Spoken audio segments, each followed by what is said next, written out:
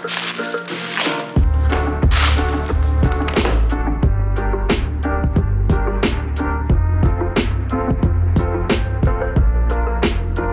halo, kali ini saya mau bahas iPhone tertipis yang baru-baru ini dirilis, yaitu iPhone Air.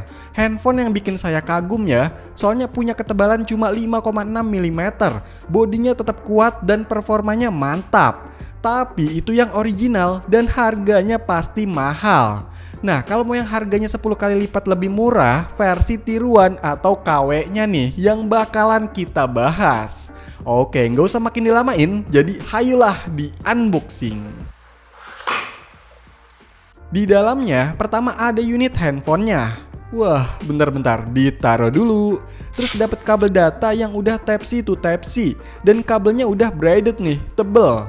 Ada SIM ejectornya yang biasa, dan ada kertas seuprit tentang informasi gitu. Isi box dari handphonenya cuma itu aja ya. Tapi beda dari iPhone KW yang pernah dibahas, kali ini saya dapat softcase bening dan dapat adaptornya juga nih yang USB-C 20 watt. Tapi agak meragukan juga sih, apakah adaptor ini juga KW ya? Udah, nggak ada apa-apa lagi. Jadi inilah yang saya dapat dari iPhone Air versi tiruan atau KW. Lanjut, yang ditunggu-tunggu, kita cek unitnya.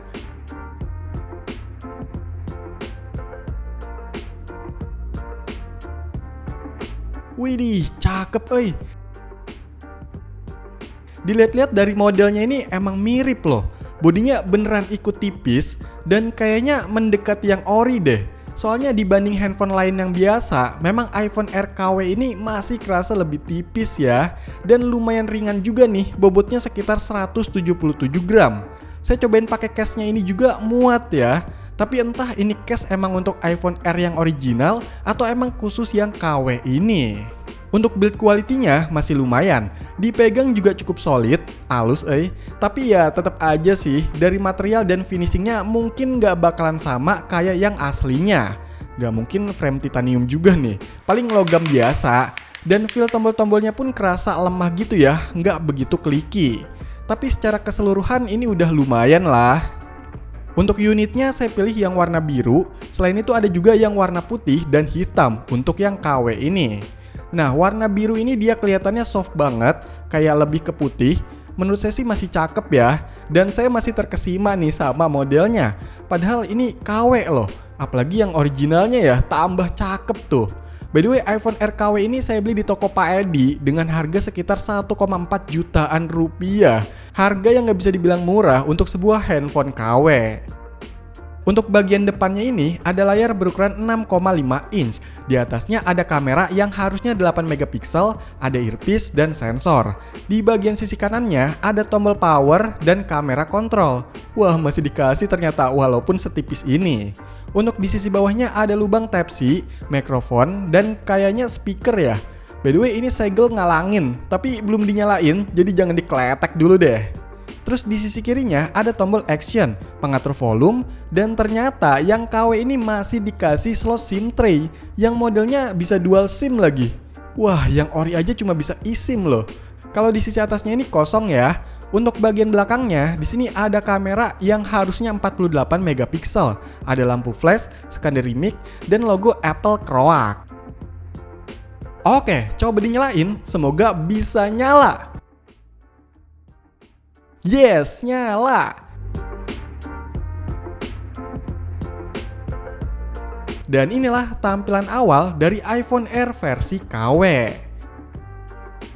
Dilihat dari tampilannya ini ala-ala iOS 26 ya, ada efek-efek glass.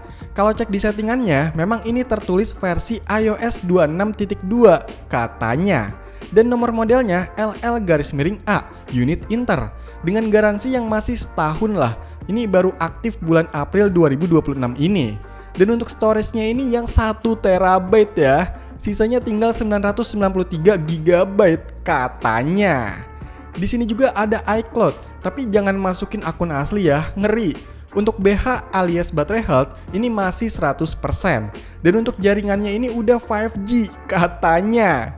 Tapi bersyukurnya sinyal masih muncul nih di keduanya. Kalau cek IMEI-nya sih yang keluar handphone Redmi Note 12 5G. Wah, kacau. Terus kalau cek lewat AIDA 64, handphone ini katanya punya RAM 12 GB. Chipsetnya pakai MediaTek MT6735, quad-core 1,3 GHz, dan GPU-nya pakai Mali T720.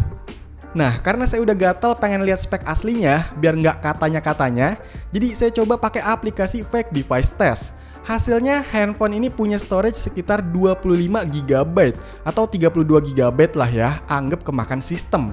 Terus resolusi layarnya masih HD dan ternyata pakai OS Android 8.1 Oreo. Tapi yang saya nggak habis pikir, untuk chipsetnya malah lebih bagus ya, pakai MediaTek MT6753T octa-core, dan untuk RAM-nya masih kebaca 12 GB lebih. Walah, kok iso? Saya coba cek lagi pakai ADB lewat PC. Ternyata hasilnya sama aja cuy. Total RAM-nya 12 GB. Buset dah, sampai tembus ke sini loh. Tapi saya tetap nggak yakin nih, soalnya jomplang banget sama yang lainnya. Kalau dari analisa saya, di sini kelihatan ada loss RAM, itu sekitar 9,5 GB. Nah, kemungkinan dari 12 GB itu sebenarnya RAM di handphone ini cuma sekitar 2 atau 3 GB. Tapi balik lagi, handphone kayak gini emang susah ditebak. Ya namanya handphone KW biasanya penuh tipu-tipu. Nggak cuma spek yang ada di menu settings, bahkan di aplikasi lain pun bisa dimodifikasi. Ini saya coba benchmark pakai Antutu V10, dapat skornya 100 ribuan, tapi ada peringatan gitu ya, jadi ragu sama hasilnya. Tapi kalau untuk kecepatan storage-nya rendah banget, cuma dapat sekitar 76 MB per detik untuk tulisnya dan 189 MB per detik untuk baca. Nah, untuk bagian sensornya ini kayaknya nggak ada yang dimanipulasi ya, memang sepi sensornya, tapi ada sensor cahaya.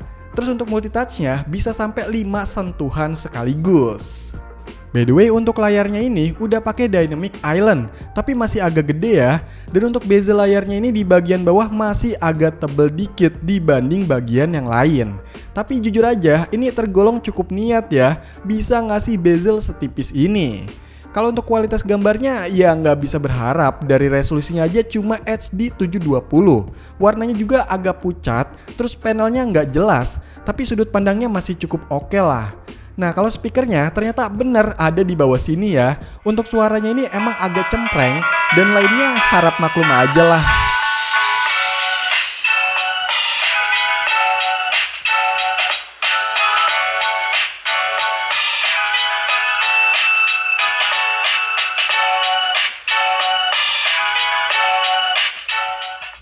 Untuk fitur kayak di bagian home screen-nya ini bisa dikustomisasi warna dari ikonnya.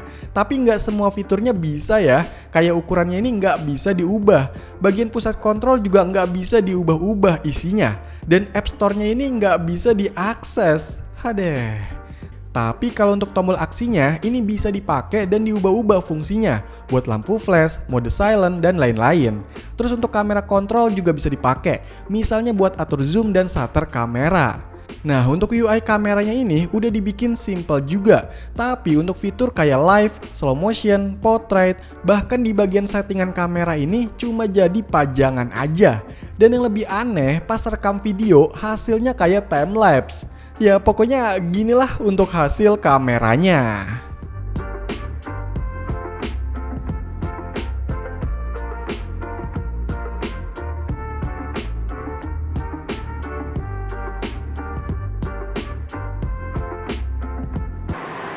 Oke, jadi ini adalah hasil perekaman video dari iPhone tiru. Nah, nggak tahu kenapa kalau pakai aplikasi kamera bawaan itu kayak time-lapse hasilnya. Dan bisa tiba-tiba berhenti ya videonya. Ini saya coba lagi tapi pakai aplikasi Open Camera ya. Hasilnya jadi kayak gini nih. Nah, menurut kalian gimana untuk hasil perekaman videonya dari iPhone Air versi KW?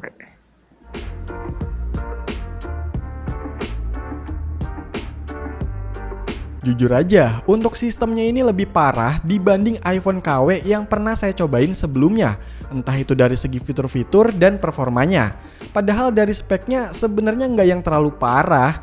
Mungkin memang dari sistemnya yang nggak optimal kali ya. Dan sayangnya handphone ini nggak support treble. Jadi susah nih untuk pakai ROM GSI. Nah, untuk Google Service-nya, ini kalau cek di Play Store tidak tersertifikasi. Itu udah pastilah. Integrity-nya juga cuma satu, yang basic. Jadi kemungkinan kalau aplikasi yang macam keuangan atau perbankan gitu agak riskan. Bahkan sekelas WhatsApp pun hati-hati aja. Udah handphone yang gak jelas, sistem gak jelas, email pun suntikan. Waduh. Handphone ini buat buka-buka sosmed aja udah agak kewalahan, apalagi buat main game. Sekelas Mobile Legends pakai settingan terendah aja masih kurang lancar nih. By the way, handphone ini tuh gampang panas bodinya. Bahkan pas dipakai buat hal ringan pun udah kerasa panasnya. Dan untuk baterainya jangan berharap awet. Screen on time-nya cuma bisa dapet sekitar 2 jam. Dan untuk ngecasnya dari 20% sampai full itu sekitar 1,5 jam. Menurut saya, handphone KW kayak gini nggak rekomen buat dipakai, apalagi untuk handphone utama, karena dari masalah performa dan keamanannya juga. Jadi lebih baik cari handphone yang bener-bener aja deh. Ya kecuali kalian pengen buat gaya-gayaan sebagai alat properti, pajangan etalase, dan lain-lain, itu masih oke lah. Ya seperti biasa, ada harga, ada rupa, dan beli sesuai kebutuhan juga. Oke, jadi itulah iPhone Air versi KW atau HDC atau tiruannya yang harganya lebih murah 10 kali lipat dari aslinya.